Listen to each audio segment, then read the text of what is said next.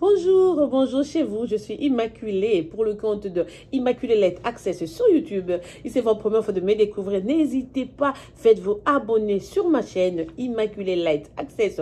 Il a en sigle IL et en anglais, en le faisant n'oubliez surtout pas de cliquer sur la sonnette qui est à droite de l'écran pour des notifications. Que mon Dieu vous bénisse, j'espère que vous êtes en train de vaquer à vos occupations journalières et que, bon bah voilà, vous allez très bien. Comme moi, je suis pleine d'énergie aujourd'hui, hein, je sais pas, j'ai pas pris du café et tout, mais je vais très bien, merveilleusement bien aujourd'hui. Voilà, donc je suis devant vous pour vous parler de l'assassinat de l'ambassadeur italien en RDC. En effet, il y a 3 jours, très tôt le matin, on a appris que c'est, je crois que ça s'appelle Lucio,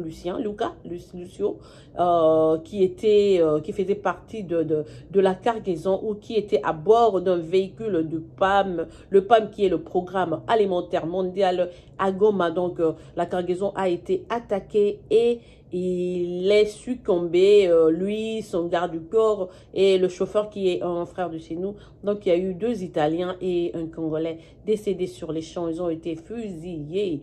Maintenant le point d'interrogation, donc nous en tant que Congolais et autres, on aimerait savoir pourquoi un ambassadeur laisserait la grande ville, la cité, là où est son bureau, sa famille, à Kinshasa, et se rendrait à l'est du Congo, à Goma. Qui ne sait pas que ce coin-là du pays est en danger? Les gens à l'Est, nous, on a fait des vidéos, on tire la sonnette d'alarme, on fait des trucs sur les réseaux sociaux, on parle. Tout le monde fait la sourde oreille, spécialement les grandes puissances. C'est comme s'ils étaient en train de minimiser ce que l'on disait, parce que c'est des Africains qui mourraient, c'est pas utile. Oh non, ces gens-là, ils sont trop nombreux. Non, la population, elle est trop forte et tout et tout. Même si 1 million de Congolais mourraient, qu'est-ce que ça nous ferait? En fait, ce serait bon débarras, comme ça, on va aller... Le coin là de Goma, là, comme Dieu a béni cette terre-là, même quand les gens pouillent et tout, c'est comme si c'était des graines, hein, ça pousse, plus les gens pillent, ça pousse et tout les minéraux. Donc c'est devenu un coin très alléchant pour tout le monde qui fait les business. Ce que je déplore pour cet ambassadeur, il est diplomate et tout, je sais que la diplomatie, bon bah c'était... Sa diplomatie, c'était entre le Congo et donc la RDC. Et comme il était basé à Kinshasa, je me demande seulement, même s'il est un homme libre, il peut se rendre à l'Est, mais l'Est du Congo, c'est pas un coin safe, c'est pas un coin qu'un ambassadeur irait visiter comme ça d'emblée ou pour se faire plaisir et tout. Spécialement pas en pleine pandémie, c'est un homme intelligent, il devait le savoir. Je vais essayer de retenir plus ma langue parce que nous, chez les chrétiens, on dit non, non, bah, une personne qui est morte déjà, on se moque pas d'elle, il faut avoir vraiment beaucoup de tenue parce qu'en fait, la personne ne saura pas se défendre, ça vaut pas la peine et tout, je sais, moi, j'ai appris ça de mon papa, donc je vais essayer de vraiment contrôler mon langage, mais juste à propos de son décès, beaucoup de Congolais trouvent que non, au fait, c'est parce que nous, on fait des vidéos, on dit... aux grandes corporations, aux sociétés multinationales, d'arrêter un peu avec leur façon de faire le business à l'est du Congo, ou même on les embête, mais on veut seulement qu'ils assurent la sécurité de la population congolaise qui est donc à l'est du Congo. Mais bon, voilà, elles ont toujours fait la sourde oreille, parce que c'est nous qui parlons, nous n'avons pas de puissance, nous ne pesons pas assez, donc notre population là est sacrifiée. C'est chaque jour qu'on se réveille le matin, il y a tout un village brûlé, ceci a été décimé, ici il y avait la population, hier aujourd'hui il n'y a rien, vous vous réveillez comme ça, 4 h du matin, c'est la fumée qui est en train de sortir, dont les gens, les petits enfants ou les parents souvent, il n'existera plus jamais, vous n'allez plus jamais les voir. Les enfants kidnappés, en train de travailler, faire le travail manuel dans des mines. Et les dames victimes, de fois, elles meurent aussi, ou elles travaillent, ou vraiment abusées, comme vous pouvez imaginer. Je ne vais même pas utiliser ce terme-là. Mais ça fait vraiment des années que nous, on fait des vidéos. Beaucoup de Congolais sur toutes les plateformes des réseaux sociaux ont fait allusion à ça. Il y a des chansons qui ont été composées, mais... il n'y a pas eu d'attention du tout, pas de réponse. Donc, on a vraiment négligé, parce que nous ne sommes peut-être pas utiles à leurs yeux et tout. Alors, comme là, on dit pandémie, mais pendant la pandémie, on a vu aussi que beaucoup de gens ont trouvé, donc beaucoup de justice se passe. Donc, l'ambassadeur a juste été... Comment je veux dire, donc grâce à lui, maintenant peut-être que les grandes puissances vont tirer attention, vont prêter attention à ce qui se passe à l'est de Goma et tout. Mais ça me dérange parce que si vous regardez dans les vidéos précédentes il y a, je crois, moins d'un mois, je venais de faire une vidéo sur la population de Mimbière et c'est juste à quelques kilomètres de Goma où tous les hommes n'existent plus. je ne vais pas utiliser ce terme parce que vous connaissez, on a des règles sur YouTube, il y a des vocabulaires que l'on n'est pas censé utiliser. Donc, les hommes carrément n'existent plus et les femmes se sont retrouvées avec leurs petits-enfants. Elles se demandaient comment faire comme elles sont à Mimbéré. Mimbéré, c'est à quelques kilomètres de Gisenyi. Et Gisenyi, c'était l'unique coin qu'elles avaient pour aller donc faire des plantations. C'est là-bas qu'elles partent donc pour faire le champ, cultiver, vendre un peu et subvenir aux besoins de leurs enfants. Mais malheureusement, elles n'ont pas pu continuer faire cela parce qu'elles ont été victimes chaque fois qu'elles vont travailler au champ. Elles ne retournent pas sécurisées chez elles à la maison. Elles sont victimes d'abus et tout. Elles sont victimes donc de viols, je ne le cacherai pas. Du coup, ces dames-là tremblent aujourd'hui. Elles ont peur, elles ne veulent plus retourner à la brousse là. Et elles ont donc sacrifié leur travail comme ça parce qu'elles trouvent qu'elles sont en insécurité. Je ne veux pas dire que ce sont des Congolais qui sont en train de perpétrer ces histoires. On sait que c'est des groupes armés, mais pas forcément. En fait, nous, la culture congolaise, en fait, on est du Congo. Nous, vraiment, la barbarie de ce genre-là, non, on n'a pas ça dans le sang. Ce n'est pas congolais du tout. Donc, quand des choses pareilles se passent, on se dit que non, on sait exactement d'où ça vient et tout. On veut terroriser les gens, faire fuir la population. Voilà, j'ai vu, donc j'ai des photos de ces enfants et de leur maman qui étaient vraiment en train de souffrir parce qu'ils avaient rien. Ils n'ont pas de quoi manger. Donc, je me disais, bon, parce qu'il n'y a pas longtemps, il y a un groupe des gens qui étaient venus aussi de l'Europe, des Français, Belges, qui étaient arrivés jusque-là sur le champ pour voir exactement leur situation. Peut-être que c'est ce groupe-là qui venait de faire rapport que non, dans ce coin-là de Goma, les enfants sont en train de mourir et tout. Et donc, la cargaison, là, j'espère que ça contenait assez à manger pour les enfants qui étaient à Mimbéré. Du coup, comme ça n'a pas arrivé, je suis, un peu choquée, juste je me dis que non, mes pauvres enfants là qui attendaient la nourriture depuis longtemps, peut-être qu'il y avait quelque chose dans cette cargaison là, à partir de ça peut-être ces enfants là auraient à manger. Mais la présence de l'ambassadeur italien, je ne sais pas s'il travaille pour le produit alimentaire mondial, si tel est le cas, il aurait même délégué les gens. Pourquoi c'est sa propre présence, pourquoi c'est lui-même qui devait se déplacer et se retrouver donc dans cette cargaison? Qu'est-ce qui faisait de dark? Qu'est-ce qui faisait d'obscur? Qu'est-ce qui nous a échappé? Et puis, c'est pas la première fois. Qu'est-ce qu'il va faire là? Les ambassadeurs, tu vois, sont dans ta grande ville. Si c'était des trucs de genre business et tout, tout le monde dit que non, il a été là pas mal de fois et tout.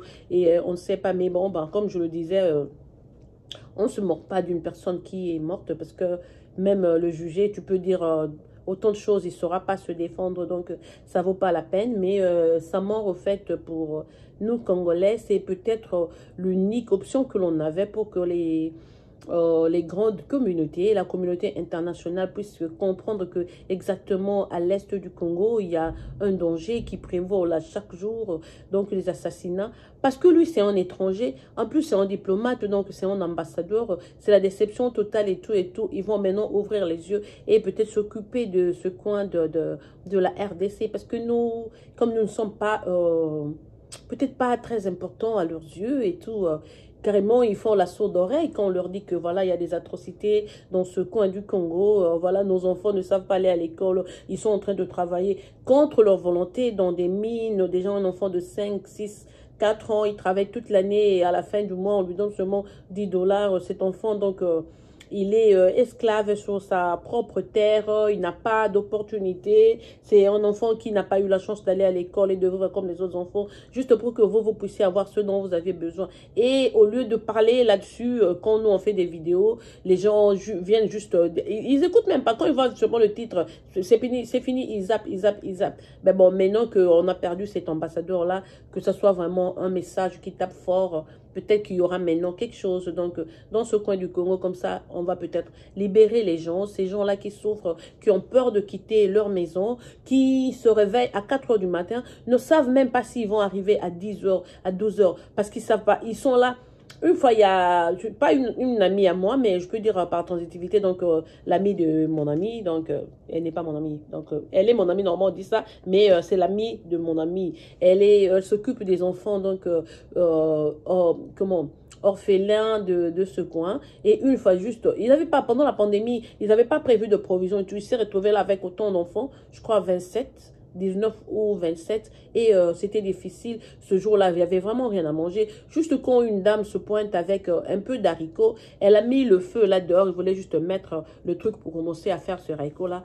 Les balles ont commencé à retentir. Donc, du coup, on a mis les enfants sous les lits, ils se sont cachés et tout. Ils ont encore passé ce jour-là comme ça. Donc, des situations qui se passent vraiment à l'est du Congo méritent beaucoup d'attention de la communauté internationale parce que quand on parle bien, quand on est humain, vous êtes en train de vivre la fête 100%, 24 by 24, 24 heures sur 24, vous êtes en famille. Pendant moi, en ce moment, mes enfants sont à l'école, ma fille étudie dans sa chambre, je suis là devant vous en train de faire la vidéo. Mais quand tu penses à d'autres enfants aussi, qui méritent aussi la vie que nous menons, qui méritent aussi d'être élevés comme vous élevez vos enfants ou nous élevons nos enfants aujourd'hui, ces enfants-là sont victimes d'injustice humaine ou injustice humanitaire. On doit prendre soin d'eux, on doit les récupérer s'il faut les déplacer ou assurer leur sécurité là où ils sont pour qu'ils puissent avoir un meilleur avenir demain, pour qu'ils puissent grandir normalement comme les enfants que nous avions ici. Mais les enfants du Congo là à l'Est, ils n'ont même pas de choix. Ils n'ont pas de choix, ils se réveillent avec des retentissements de coups de fusil. Ils vont au lit, ne sachant même pas si le jour après, leur papa ou la maman sera là et tout et tout. C'est le trauma. Ces enfants-là, tous, ils souffrent de PTSD, post-trauma disorder.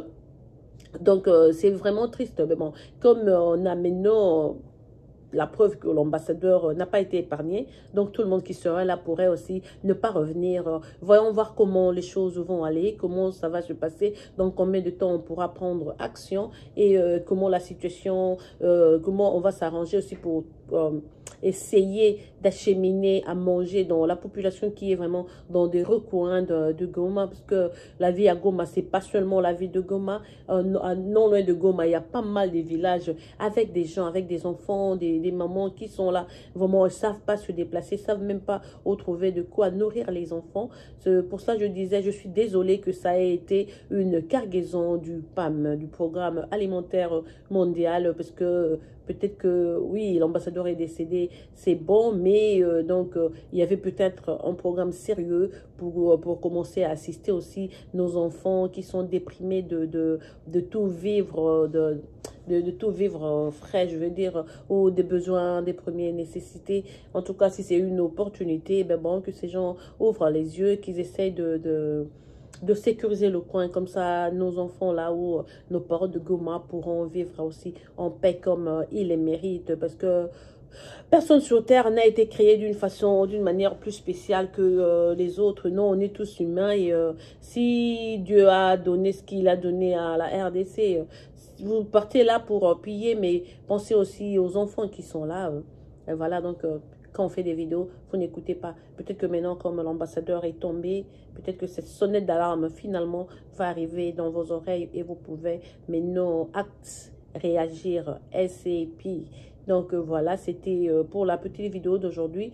On dit l'occasion faisant le larron. Quand 1000 voix ont parlé, quand nous on a fait des vidéos, quand des gens sont intervenus, personne n'a écouté. Maintenant que l'ambassadeur est décédé, sûrement il y aura réaction. Et vous allez voir, si pas au niveau international, mais la communauté internationale pourra mettre la pression sur tous ces pays des grands lacs là pour dire non, voilà, ce coin-là, il faut le laisser parce que nous, on a aussi un œil là. Nous y rendons aussi. Voilà, par exemple, l'ambassadeur italien qui s'est rendu n'est pas revenu.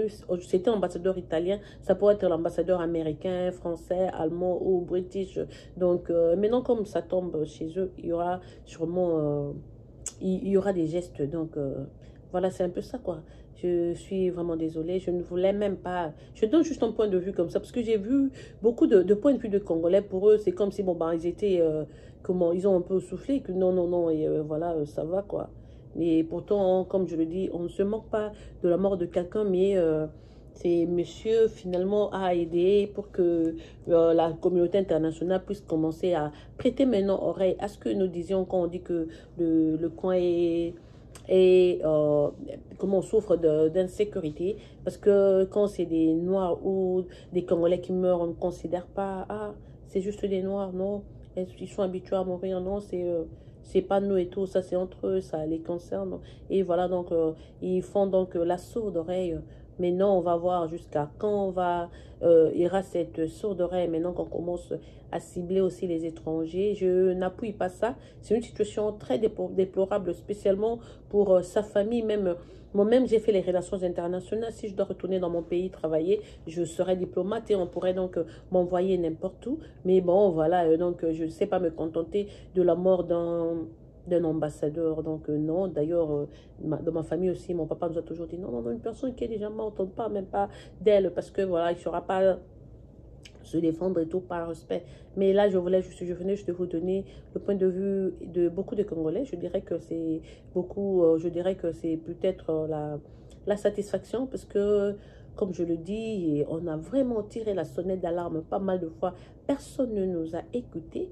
Mais non, donc il fallait donc le décès d'un grand homme comme ça, qui est donc en la personne de l'ambassadeur de l'Italie au Congo, pour que la communauté internationale puisse agir. On ne sait pas dans combien de temps, mais on sait qu'ils ont écouté, ils savent que non, ils ne sont pas épargnés. Quand on dit un coin n'est pas en sécurité, ce n'est pas seulement pour des locaux, même pour les étrangers. Donc peut-être qu'ils vont essayer de s'abstenir aussi en entendant. Et comme ils n'ont pas de choix, ils ont toujours leurs intérêts là-bas. Donc ils finiront bien par s'y rendre. Donc ils doivent mettre en marche un programme ou un système qui pourrait donc aider pour que les gens ne puissent pas être en embuscade, pour qu'il n'y ait plus d'embuscade, pareil.